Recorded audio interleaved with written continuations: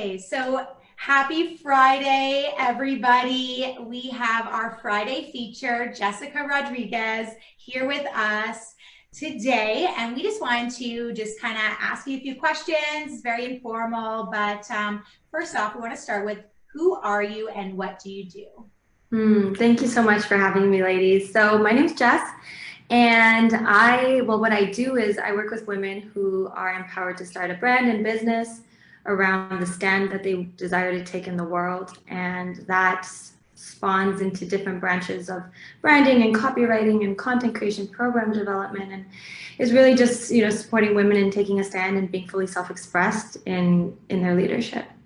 That's what I do. I love it. So within that, what would you say is your mission?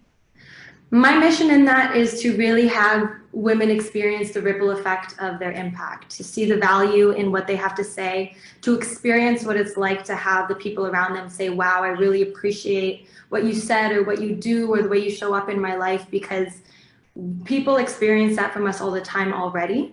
We just don't really experience the reciprocity of that value or of that love or of that acknowledgement or validation, at least in a good way, where we receive it and feel empowered from it. So my mission is really to have women experience their value the way that it's already happening, but really on the forefront of their experience. And for me, what that manifests like is to then also experience my value and have that show up in different goals I have outside of my business as well. So that whatever we see as success in our business is actually a translation of what we see as success in our life. I love that. And what a ripple you have already been creating in such a beautiful way. And you do it so naturally. That's what I love about you. You just radiate and manifest along your journey, just being authentically you. And that, I think, is what draws me so much to you. Yeah, and I think also like just to you're really a reflection of your clients are a reflection of you as you are them, right? And I think too, people don't necessarily look at what they're already doing and see that and embrace who they really are. We're always trying to find something, be a certain way, looking external. And for you to get them to come back and already just look at how they're already being and look at the success within that, I think is so, so profound. And I really want to just touch on, everybody has a different definition of what personal development looks like to them. And I want your opinion of what you think personal development is. So personal development to me, and thank you for all that acknowledgement, I appreciate you both. Personal development to me is, I feel, really tapping into what grounding peace and joy looks like for you in a way that is always coachable, so open for growth and evolution and feedback, and also clear on your truths, non-negotiables, as I would say, things that make up who you are. So always staying grounded in both who you are and what you're open to receiving for who you can be. And dancing in that in every moment is personal development to me. And that's something that you can experience or learn from based on attending, let's say, a workshop or working with a coach, doing something externally, and also just witnessing the way that you show up every day, being present to how you feel every day, to what changes and how you want to approach that in a way that nourishes you. So I feel like one thing that is definitely vital for me with personal development is like what that relationship of growth looks like for yourself, having yourself be your greatest coach, for example. I love that you brought in the two dynamics of being coachable and dancing within that. I think that paints such a beautiful picture, because I think so many of us get resistant, and I know there's still moments where I can sometimes. Some of us get very resistant to feedback and coaching, and we can take it very personally. But it's exactly that, just dancing within it and knowing that if we want to become greater, we need to bridge that gap between where we are now and how we're going to get there. So I think that you painted a really awesome picture of how to get there. And I love your definition of personal development. And I also love that you say, looking at who you are and not making that wrong, and really embracing and looking at all the good within you and still looking at where you can improve and become better. I think it's so important because, you know, I know when I started my personal development journey, I was always trying to fix myself. It was like, who I am now isn't worthy. It's not good enough. I need to be here where I want to be. And to redefine that and say who you are now is perfectly okay and is whole and complete in that. But it's important to constantly look at what you can do better in order to reach those goals, right? Mm-hmm. Yeah, I definitely think it's a narrative that we're healing in personal development, is this idea that that something's wrong and that's why you tap into personal development, regardless of what you've gone through in your life, especially when it's very trauma filled. Like, there's so many, I like to think of them as like battle scars. Like, and when I think of my future self, she's got like crazy scars, and like they're the kind that you can see and you're like, you know, you're like, oh my God, I don't want to look, but like I have to look, because I feel like that's where it's like, that's what I imagine myself covered with, emotionally, spiritually, maybe physically, who knows? But like, these are the elements that I feel like carry the most wisdom. And so we've kind of looked at those scars as, problems and issues and things that get in our way, as opposed to the exact reasons as to why we would want to grow, which makes them so powerful, right? Yeah. Beautifully said. Very beautifully said. So, Jess, you talk a lot about energy, specifically masculine and feminine energies. And for somebody who is new to this concept or is just kind of tapping into understanding what that is, can you explain to our audience a little bit about what that is and what the balancing of those two energies means, very, you know, in a nutshell, because it's obviously very extensive, and how to bring balance within that? So, okay, cool. So I'll like touch upon it. The way I speak on them are around business, but I'll open it up and really as a life, and the way that you can just approach this, whether you're looking to build a business or not, is that with everything that we want to do, and very similar to this conversation we had about honoring who you are and also who you want to be, is acknowledging that in everything that you do, there is this feminine, this nourishing, play, restful, energy that has no purpose, that just is kind of what we would say is like the being, right? You're just being in your essence and honoring whatever that looks like. And it could look like, you know, having a cup of coffee and just not rushing it, or it could look like dancing for no reason. And then there's this side of us that wants to create, that wants to do, that wants to be in action and cause things that we desire. And that is our masculine. It's the structure and strategy that brings us anything that we want. And so creating a balance between what it's like to be with no purpose and also act with full intention is what your masculine and feminine allows you to tap into. And where we see a lack of balance, which probably will be more clear to understand than understanding the balance itself, would be, for example, like overworking and feeling and being like, you know, drowning in stress, or having a busy schedule, not experiencing joy or fulfillment in your life. That often comes from overdoing our masculine because of how our society is built and how we've been programmed to do. And then as a result, we create this, you know, weird relationship with concepts like action or doing, where we're scared to commit because of what it's going to cause.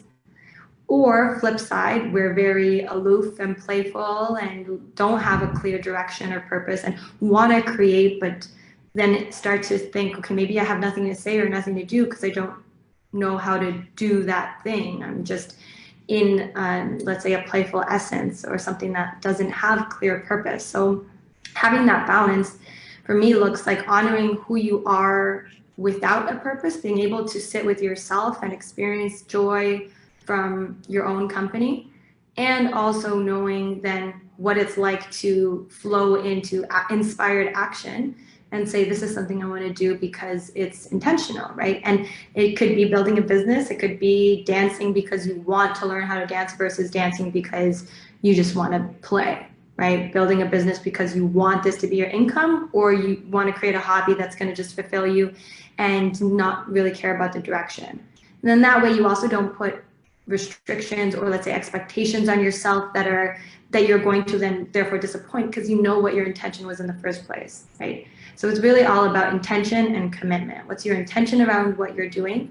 And are you committed to working towards an end result? And if your answer is yes, then you're going to tap into your masculine. If it's no, then you can continue to play in your feminine and then navigate your life's experience based on the end results that you desire to cause for yourself or not cause for yourself, right? So it's really just like being present to what you're doing. And at least if it means like, I'm going to stay in bed all day and do nothing, then I'm owning it. I'm not going to make myself wrong for it. And I'm tapping into my feminine. Or if I'm going to work till 9 p.m. because like I'm inspired and I know what I got to do, or I'm stuck on a deadline, well, I'm going to do it because I'm honoring and tapping into my masculine in a way that has me like just honest with myself about where my time and energy is going.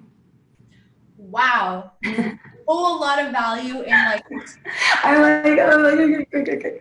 I love it. No, thank you so much. That was, I took a lot from that I wasn't aware of either, because this whole concept of the balancing of masculine and feminine energies is a very new thing to me too. I've only come into the awareness of what that even is very recently. So I actually took a lot of value from that. And I think that the way that you describe that can reach anybody regardless of their awareness of those balancing energies, or whether they've got extensive knowledge around this. I think that you laid it out so beautifully in a way that I'm like, okay, yeah, like that's exactly what I do and that's what I need to do. So thank you, Jess. And I think you break it down in a way too where like men who are very much like, I don't have feminine energy, it's like, no, it's okay to have that feminine energy. And just the way that you described what that actually looks like can help so many different people understand and be accepting of that, right? Because we grew up in a way where it's like, if you're a male, you're masculine. If you're a woman, you're feminine. And if you are anything remotely outside of those descriptions, you're wrong, right? And so I think that, yeah, just the way that you really articulated that can reach so many people. Especially the other dynamic too is I picked up on towards entrepreneurs. Like, so I've been an entrepreneur. This is my second business endeavor now.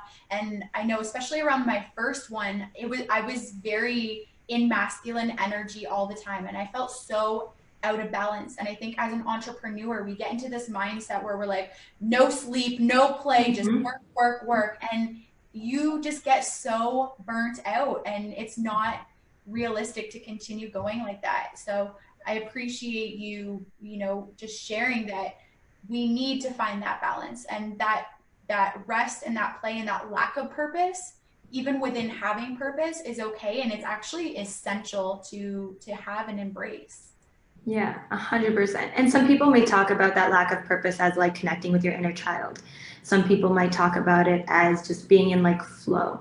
Right? There's different ways that you'll hear this concept, but I think that, giving yourself that space to be outside of your business, and most importantly, be with yourself or something that's going to bring you joy openly, is like the fuel that will bring you your identity outside of your business too. Speaking on entrepreneurship, like what if one day what you're doing doesn't resonate? Or what if one day what you're doing just stops, right? Like for example, this year, something that let's say isn't online and you just now don't have access to doing anymore. If your identity has been completely invested into this business, and we start to also attribute to, or like let's say what you're doing, but it's not successful, then it means that I'm not successful, or I don't know what I'm going to do now. And you start to lose that essence that's so valuable within yourself to your business. And so keeping that self-care outside of your business, not just for your mental health, but also so that ongoingly you get to evolve outside of anything that you create, becomes, I feel like, so multidimensional in your expression of life itself. So that I'm not just a business owner, I'm also like a woman and a wife and a mother and a daughter and a sister and a friend, right? And a woman who loves expression, and who knows where that'll take me, right? That'll take me anywhere.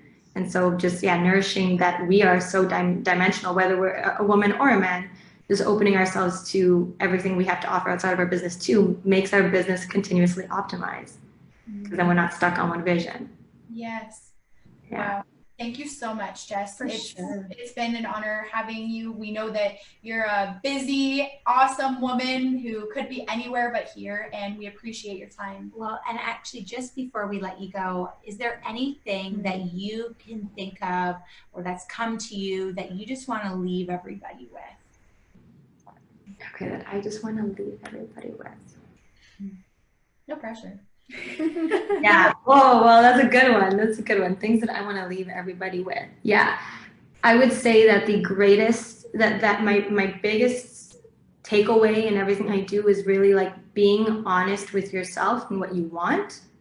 And if you're not taking action on what you want, because at least if you cut out the word try and if you cut out the word need, then you know that there's no such thing as trying. I'm not trying to start a business. You are starting a business or you're not. I'm not trying to find love. You are or you're not.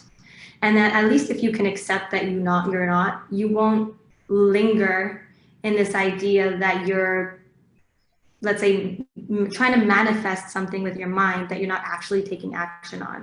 Mm-hmm. So if you are in the personal development space, spiritual space, or any space that causes you to really contemplate what you want in life, then connecting that vision down to the 3D and to action itself and saying, okay, well, this requires me to do something about it, then are you taking that action? And the answer can be no, but at least there's an answer. And if the answer is yes, then fantastic, continue what you're doing. And I find that try, or like using words like need, where we'll say to ourselves, oh, I really need to do that. But that never comes from like an empowered space. So if you say, I'm ready to do this, I'm ready to take on X thing, then you can start to put in an action step that's empowering based on the fact that you've acknowledged you're ready. And if you're not ready, then you don't necessarily need it and you're not going to try and you just don't, right? So honesty for me is like so vital as being coachable with yourself, kind of like the beginning of our conversation. And yeah, and having fun with whether the answer is yes or no, because at the end of the day, you'll be okay. So yeah, that's my takeaway. Thank you so much, Jess. And for anyone listening, just check out Goddess Girl Talk on Instagram or Jessica Rodriguez on Facebook. She's an amazing woman. If you haven't discovered that already, I don't know what's wrong with you. Just kidding. But anyways, thank you again so much for your time, Jess. Thank you so much for having me. Honestly, I love you both. I love what you guys are creating. I'm so grateful for all the ways that I get to stand side by side with you. So thank you. And I'm grateful for everyone who listened.